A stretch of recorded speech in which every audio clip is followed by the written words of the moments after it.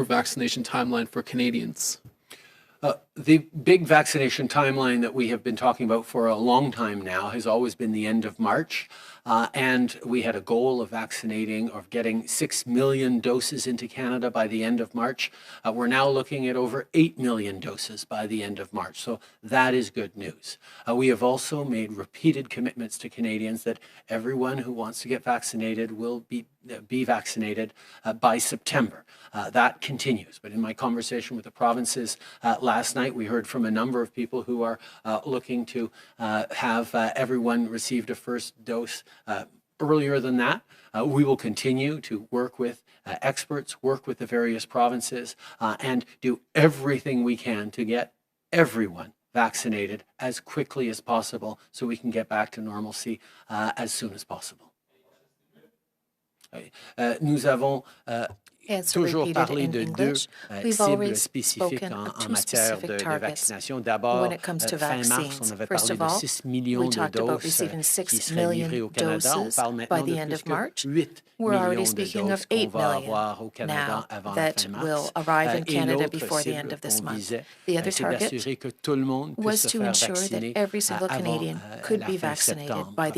On est tout à fait enligné pour ça, mais je peux souligner que parler avec les différentes provinces hier soir, on a entendu qu'ils ont des espoirs de pouvoir vacciner beaucoup de gens, au moins avec une première dose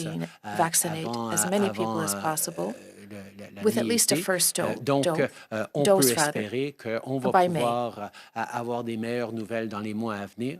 We nous hope that allons we'll have continuer good notre news travail in the pour months to assurer come, better par news. tous les moyens possibles de But we are vacciner le doing plus grand everything nombre we de can Canadiens le to plus vaccinate rapidement as possible many people pour as pouvoir revenir possible, à la normale as quickly as possible, dès to qu'on get pourra. back to normal as soon as we can. Prochaine question. John Barry, CBC. When Donald Trump even threatened to block PPE, there was an uproar in this country. And now you got the Biden administration actually blocking shipments of vaccines. What do you think about that action by the Biden administration? And are you worried that this kind of response from the United States is going to threaten Canada's shipments of AstraZeneca vaccine? None of the vaccines that we have been contracted for or promised to Canadians have been blocked either by the European Union or by the United States. We have signed significant contracts for tens of millions of doses that will be arriving in the coming months, and we are confident that there will not be interruptions to those vaccines. But it's one of the reasons why we have signed a more diverse portfolio than just about any other country for more potential doses per Canadian than for any other citizens in the world, because we knew that there was always a potential of challenges around that. That's how we make sure that we're going to be able to vaccinate as many Canadians as possible, as quickly as possible. On AstraZeneca, we have a contract for about 20 million doses this year, and we are looking forward to receiving a schedule on those doses, hopefully in the coming weeks. We will continue to work to get as many doses as possible, as quickly as possible for Canadians. Là-dessus, s'il vous plaît. Depuis les débuts, nous savions Answer repeated que in nous English. devions signer Since the very beginning, in différents French rather, contrats since the avec very des différentes beginning, we've compagnies signed pour various assurer contracts with qu'il y ait various de la companies to résilience ensure dans that notre chaîne d'approvisionnement, our pour supply s'assurer chain que is s'il y avait des resilient, défis to ou des ensure that délais if ou ever même there des were any blocages challenges, en delays, quelques or endroits, on allait quand even même products pouvoir not coming livrer through des vaccins pour les anywhere, Canadiens. then Je we peux would be able to souligner continue que to provide aucun vaccines to des Canadians. livraisons de And I vaccins can n'a été emphasize bloqué that par no l'Union vaccine européenne ou shipment par les was États-Unis ou blocked par by the d'autres. Nous European allons Union, by continuer the de US, or any recevoir other les country. vaccins We are going to qu'on a continue to commandés. receive the vaccines Et that je we've peux rassurer ordered, les Canadiens à ce and I niveau-là. can reassure Je veux aussi Canadians in souligner that que par respect. rapport à AstraZeneca, I should also on a un emphasize contrat that pour we 20 have a millions de doses contract with cette année. AstraZeneca to On receive espère qu'on 20 va million commencer doses à en this year. recevoir We hope to bientôt begin de receiving cette them very commande-là, soon. mais nous attendons l'horaire de livraison. Of course, we le calendrier de livraison are waiting le to plus see rapidement what possible. their delivery schedule is. Bonjour, M. Trudeau. Louis Blouin de Radio-Canada. Louis Vous dites qu'il y a 3 ans, vous n'étiez pas au courant de l'existence d'allégations contre le général Vance. Qu'est-ce que vous dites aux Canadiens qui regardent ça, qui se disent comment le numéro 1 de l'armée peut-il être ciblé par des allégations et que le premier ministre ne soit pas au courant. Au final, est-ce que M. Sajjan et votre personnel n'avaient-ils pas l'obligation morale de vous le dire? Puis vous, est-ce que vous aimeriez pas être au courant d'informations aussi délicates que ça? D'abord, comme vous savez tous, c'est extrêmement important pour moi que quiconque sert dans nos forces armées ou qui travaille dans la fonction publique ou n'importe où au Canada ait un environnement de travail sain, sécuritaire et des moyens de faire des plaintes et de se faire entendre s'ils subissent l'intimidation ou le harcèlement de l'aggression. Ça a toujours été une priorité pour moi et c'est quelque chose que mon gouvernement a toujours pris au sérieux.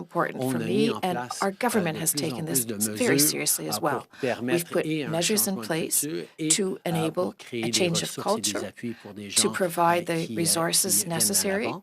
Mais une chose for qu'on n'a people pas who do fait et come qu'on ne forward. devrait pas faire, But c'est one de thing that donner à we des did not do and what politiciens we shouldn't do la is to give responsabilité politicians the d'enquêter sur responsibility des for allégations investigating eux-mêmes. On allegations. a toujours besoin d'avoir des processus We need indépendants, rigoureux, qui font des independent, suivis rigorous, sur les plaintes et des rigorous allégations. Et c'est exactement ce qui s'est processes passé instead. dans And cette that's exactly what situation-ci. happened in this Le situation. ministre Sajjan a Minister Sajjan encouragé, a dit à l'Ombudsman d'amener told ces preuves et the d'amener cette ombudsman plainte-là à to des instances provide indépendantes evidence qui allaient to pouvoir independent faire le suivi de façon bodies rigoureuse. that Et would mon be able to bureau do était a au rigorous courant follow-up. qu'il y My avait office was des aware plaintes that qui avaient complaints été had been dirigées made vers des instances that were indépendantes. Mais directed ces towards plaintes an n'ont pas pu independent body, avoir de suivi investigative parce que body, l'information but there was no n'a pas été follow-up donnée. because the information was not provided.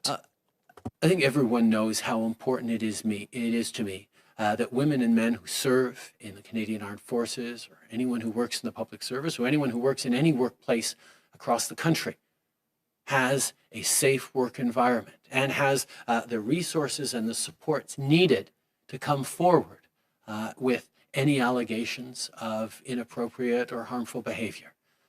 That is something that we have taken significant steps on over the past number of years, but obviously there is much more to do, particularly given recent revelations about what's going on within the Canadian Armed Forces. The one thing that in all the different measures we've put forward to better respond to allegations and concerns is that we haven't given politicians themselves more tools to investigate allegations of malfeasance or wrongdoing. It's not for politicians to do that. It is for independent, rigorous authorities to follow up in the right way. And that's exactly what happened when the ombudsperson came forward to Minister Sajjan to highlight allegations that he had received about the Chief of Defence Staff. The Defence Minister, quite appropriately, said, I'm not the person who can investigate this. You need to go to the appropriate independent authorities who will follow up on this and take this very seriously. Our job as politicians is to make sure that these structures are there and that any allegations are taken seriously. This is what my office was aware of, that allegations were directed towards independent authorities. Now, it turns out that those independent authorities never received enough information to actually proceed with a full investigation, but that is something that is the right of people to come forward to who don't want to give more information. And we always have to walk that line very, very carefully, and as a government, we always have. When we first broke the story on these allegations against General Vance, you and your office told us that you only learned of the allegations through our reporting. In fact, I think you may have said that in the House of Commons. But I think earlier this week or earlier on in the last few days, you yourself have since confirmed that your office did know 3 years ago of these misconduct allegations against Vance. So the first question is, why are we having such difficulty getting a straight answer on that issue? And then B, why 3 years ago? Why it seems like your office, somebody turned a blind eye essentially to these allegations. On the contrary, David, 3 years ago, when the ombudsperson came forward to the minister and said, I have received allegations against the Chief of Defence Staff, the minister, quite rightly, directed the ombudsperson to the independent authorities who could follow up and create that investigation. My office was aware that there had been allegations that were directed to the independent authorities. The substance of those allegations, the details of those allegations were not known by my office. Now, 3 years later, as these events come forward with details of what those allegations are, I and my office learned about them through the reporting and the questions posed by the reporters at Global News. Okay. Il y a 3 ans, quand It's repeated in French. 3 years ago, when the Ombudsman met with the Minister of Defense to say that there were allegations against the Chief of Defense Staff, the Minister quite appropriately and correctly said, you must take this information to an independent authority that has the authority to investigate these allegations. We were aware that these allegations had been referred to an independent authority, but we did not know the nature of these allegations. And given that these independent authorities could not follow up on the accusations because there was not enough information, the issue was not revisited. There was no investigative process because there couldn't be one. And so a few months ago, when Global News managed to obtain more information on these allegations, I learned of it for the first time, and that is how things unfold. Good afternoon, Marika Walsh with the Globe and Mail. Prime Minister, you keep saying in your responses to this that the minister and your government directed these allegations to the independent authorities, but the Privy Council office does not have oversight over the military. So why do you keep saying they were the correct body to send this to when they don't have oversight over them?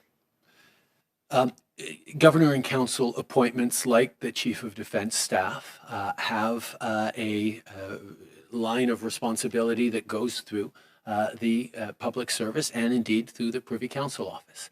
We've seen a lot of discussions now about the appropriate investigative bodies either within the military or independent from the military. And these are all things that we're looking at very carefully in order to make sure that there are stronger processes in place to make sure that anyone who comes forward with allegations or concerns about misconduct of any type is properly heard, properly supported, and that we create a shift in the culture to make sure that these incidents aren't happening in the first place.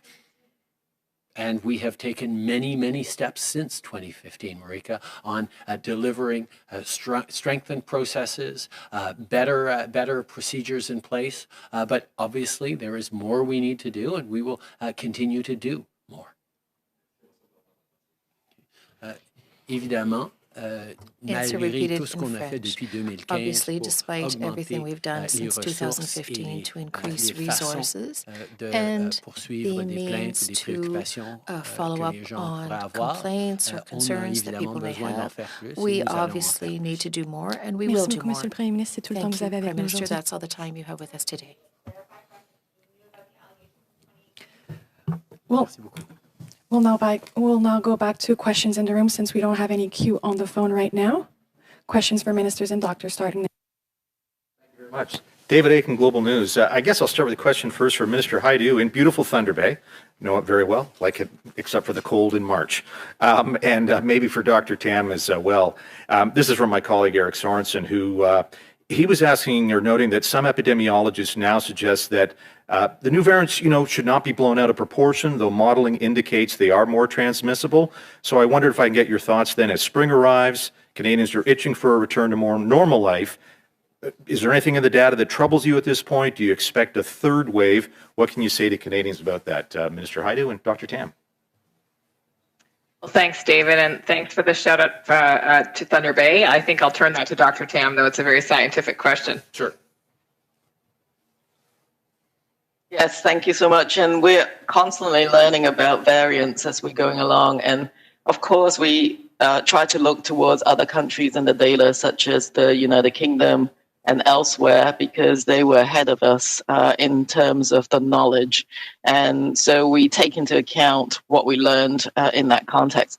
But of course, Canada is not the same as England and didn't have the same set of conditions. And we, hadn't sort of loosened our measures and put on the brakes just around that Christmas sort of time period as well in many jurisdictions. So the context is a bit different. So we were anxious certainly to get some Canadian data on, how transmissible is this the variant. The predominant one, as I said in my opening remarks, is the B117.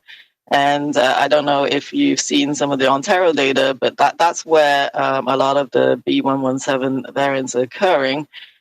And the initial estimates in that context for the reproduction number is that is sort of over the 1.2 mark, whereas the current estimate for the reproduction number for the strains prior to that is now just under 1. So there is a difference in transmissibility, of course, between the B117 and the rest. And that might be a little bit lower than what we were seeing in the United Kingdom. But that's also because of the great work that people have been doing in the public health measures. As we see those public health measures ease, that reproduction number may well change due to a complexity of different circumstances. So I think it is really important still to be very vigilant about these variants. They are definitely more transmissible. I've heard accounts of actual outbreaks where the attack rate was that much higher with the B117 variant. Very difficult to stop once this starts. You've seen Newfoundland, what happened there in a jurisdiction that had things well under control. The other aspect of the variants that we are very concerned about, of course, is the impact on severity or serious outcomes. And there is increasing strength of evidence to show that the B117 variant, for example, can result in increased mortality and serious, outcomes such as hospitalizations and ICU use. So I think that as we watch this space really carefully, we might just see that in Canada. So we just got to be cautious. Thank you very much. Follow-up is just for Minister Anand. Minister, earlier this week on Tuesday, we asked your departmental officials what we thought was a pretty basic question, which is, can you tell us where the current vaccines are manufactured? And they sent us an answer at 7:30 last night that there was no answer. So what we're looking for, and I think we've had some of this on the public record, but if you can go over it, what city and country is the Pfizer vaccine that we're getting manufactured in? What city and country is the Moderna vaccine that we're now getting manufactured in? And I know we're talking about where the J&J vaccine, where the AstraZeneca vaccines are coming from, but can you narrow it down rather than just Europe and America to the state, city, and country where the J&J and AstraZeneca vaccines are likely to come from? Are you able to do that for us? Sure. Can I just clarify? Are you asking about all 4 vaccines or 2 vaccines? Because you mentioned all 4 in there. I'm asking for all 4, recognizing that I think the last we heard, supply chain discussions are still underway for J&J and AstraZeneca, but feel free to update that. But obviously, we're getting Moderna and Pfizer right now. So we'd like to know the source of the facility where those are coming from. And then can you tell us that you must have some idea where the factories are that are going to make the future AstraZenecas, not the one coming from India, but the ones that AstraZeneca itself is going to deliver. That's what we're looking about. And then also, what plants is J&J thinking about to make the Janssen vaccine that is going to be coming our way in the third quarter? Okay, so I believe it is on the public record that our doses of Pfizer are coming from the Perth plant in Belgium. In addition, our doses from Moderna are coming from both Switzerland and Spain, given that the process of fill and finish occurs in a different country than the actual production. So, again, we're getting product out of Europe. We've been able to get product out of Europe, and it's really important to note that despite kind of transparency mechanisms that the European Union is putting in place, we've been working with our counterparts and we're getting our product up out of Europe, and that will be 8 million into Canada prior to the end of March. In terms of the production of the two most recently approved vaccines, being J&J and AstraZeneca, I've previously indicated that the AstraZeneca vaccine will be coming from the United States. And in terms of J&J, actually, in my conversations with J&J, as recently as this week, we are being told that there are multiple possibilities for the sourcing of the J&J vaccine, and we are still in discussions with them regarding where precisely the J&J vaccine will be coming from into Canada. Suffice it to say, though, that we are expecting delivery schedules from both AstraZeneca and J&J in the very near future. We have 10 million single-shot vaccines coming from J&J, 20 million vaccines coming from AstraZeneca. And in the meantime, because we have approval of AstraZeneca, we made sure to source additional areas of supply for that AstraZeneca vaccine. That was what led to the finalization of our Serum Institute deal for the AstraZeneca COVID vaccine, a deal for 2 million additional vaccines of that sort on top of our 20 million AstraZeneca doses. So our strategy has been all along, you can see from my response just now, to diversify our supply chains, to ensure that Canadians can have product, have vaccines from multiple sources of supply, multiple suppliers, and multiple countries, so that we are not negatively impacted by any control restrictions that might be placed on us. And that's exactly what we're able to deliver for Canadians. That's the benefit of a diversified portfolio. And we are going to see those benefits manifested over the next weeks and months. As we know, over the month of April, we're on track to receive 7 million doses from Pfizer, Moderna, and AstraZeneca COVID alone, with 1 million doses per week through mid-May from Pfizer. So that is a very steep ramp up in our vaccines importing into Canada, and we're going to continue to see large numbers in vaccines coming to this country, 36.5 million doses prior to the end of June and 118 million doses prior to the end of September. Thank you. Thank you. I'll now go to the next question in the room.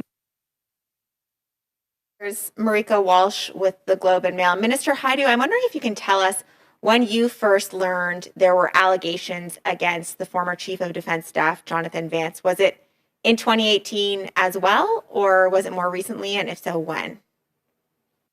I wasn't aware of allegations until the information was present in the media just recently.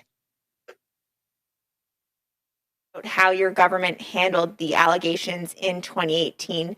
Do you feel that more specifics needed to be brought forward for the government to act, or do you believe that simply knowing that there is an allegation could have or should have prompted a review?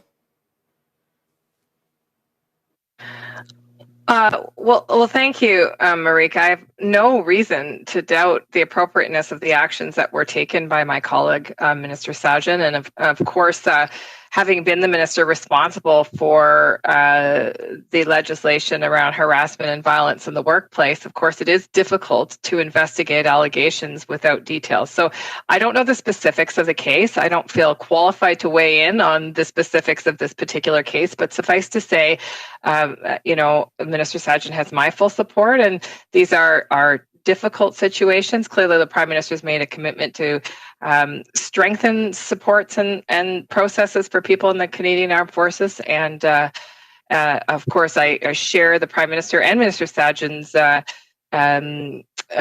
deep abhorrence for any woman's experience of harassment or violence in the workplace.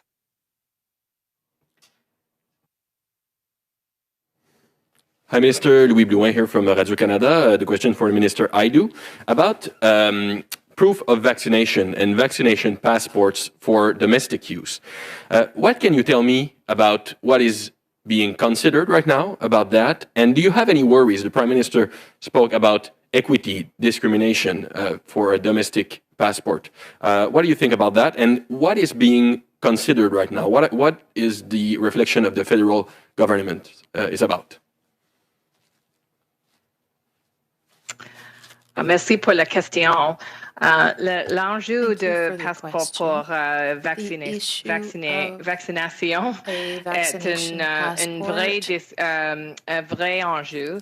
Mais for me as a federal health minister, I'm focused on the conversations that international partners are having around vaccine certification as a requirement for international travel.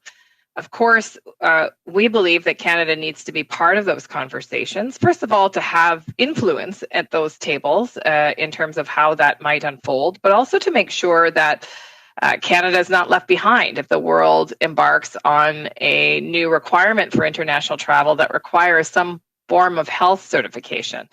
And so it's very important that we're involved in those conversations.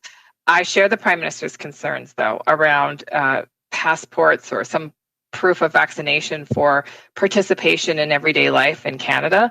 Obviously, there are settings where vaccination is required already to participate. For example, schools and certain healthcare settings, people must show vaccination against certain illnesses.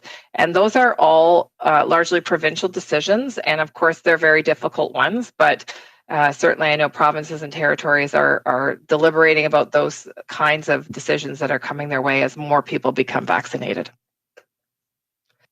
Is there not a risk that we end up with a patchwork in Canada where businesses, cities, provinces would have different approaches regarding to vaccinal passports? And what does the federal government can do? Can we prohibit that kind of passport in Canada? Could the federal government do that? Et Monsieur Leblanc, n'hésitez pas à vous en mêler si vous voulez en français. Please dive in if you wish to.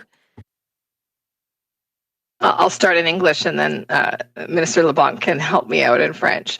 The federal government currently doesn't interfere in provincial decisions around, for example, vaccinations in provincial school boards.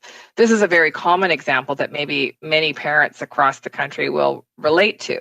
In order for a child to be registered for kindergarten classes, for example, oftentimes, and in fact, most times, families must show proof of vaccination or some reason why that child cannot be vaccinated.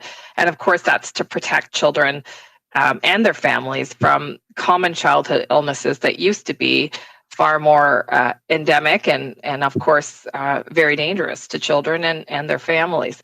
So these are decisions that provinces and territories take on a routine basis.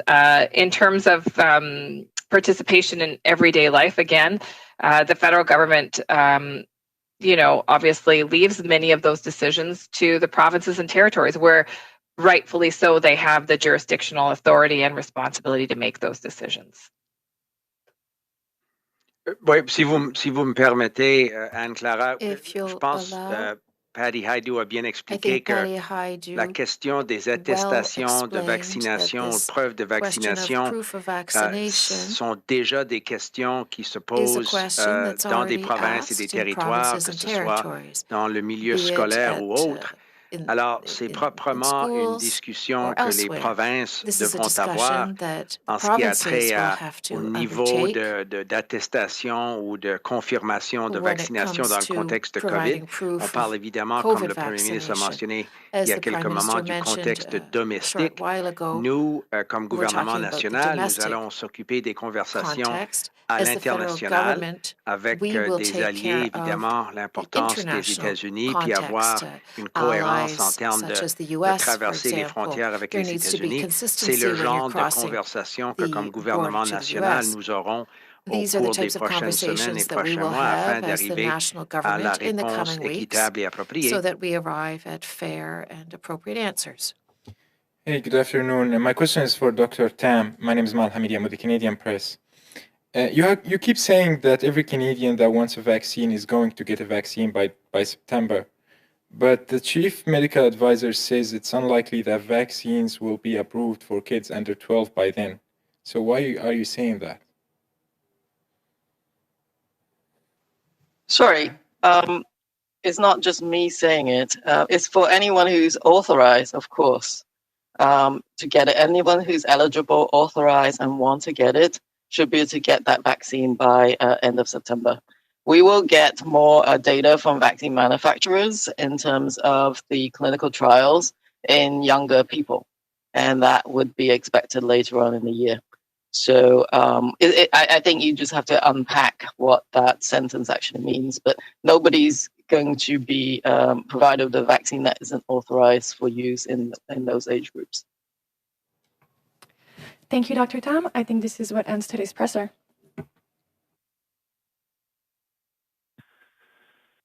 Thank you. Merci. The conference has now ended. Please disconnect your lines.